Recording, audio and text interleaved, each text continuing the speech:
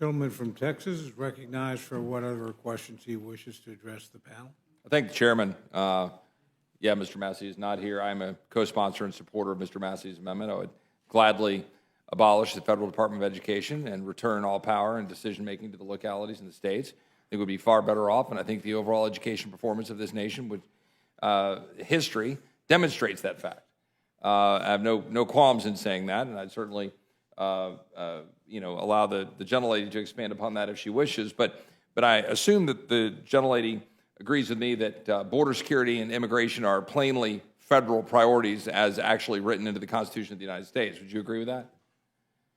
Absolutely, and right now this administration is failing abysmally to follow the Constitution and follow the law. Right, and whereas some of my colleagues have, quote, referred to migrants being shuttled around like cattle cavalierly when talking about certain states, from the luxury of not existing in a state, dealing with that on a daily and regular basis, that the extent to which migrants being found dead on ranches in South Texas, young moms, young kids dying in the Rio Grande, dying along South Texas right now in the 110 sweltering heat, the 53 migrants who died in a trailer last summer in San Antonio, Texas, cooked in a tractor trailer.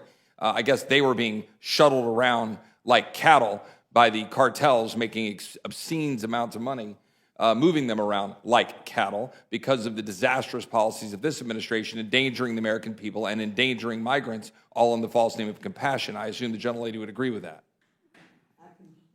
I completely agree with you.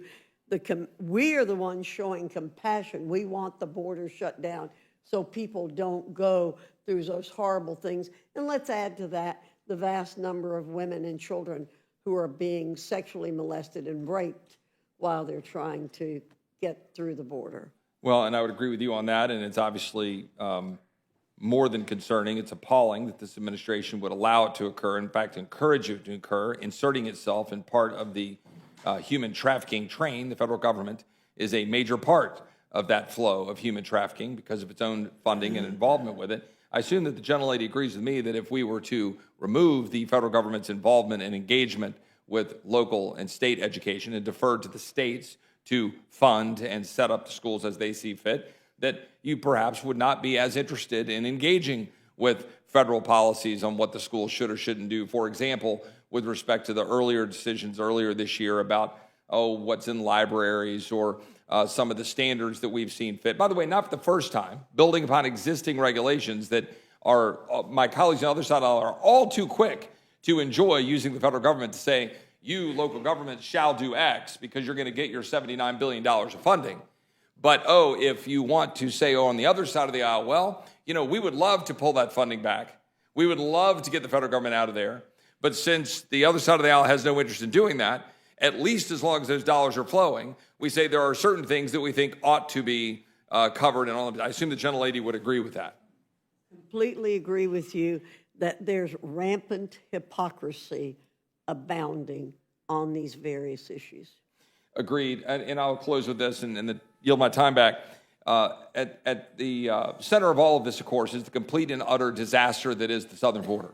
We had a hearing in the Judiciary Committee just last week in which I was engaging with one of the witnesses. A dad whose son was killed by an illegal immigrant and who had engaged with then USCIS Director Alejandro Mayorkas when he was working under the Obama administration. And the dad testified in our committee that Mr. Mayorkas at that time lied to him repeatedly and engaged in no work whatsoever to try to deport the individual or work to punish the individual that had unfortunately killed this dad's son. I, of course, engaged with him about the extent to which the Secretary of Homeland Security had lied to me under oath in the House Judiciary Committee that we have operational control, quote unquote, of the border, as is required in the Secure Fence Act of 2006. That the Secretary, in fact, then testified in front of the United States Senate under oath that it would be impossible to have operational control under the Secure Fence Act. It cannot be the same thing. One of those two things is a false statement under oath to the people to whom he is reporting. I yield back, Mr. Chairman. Thank you very much.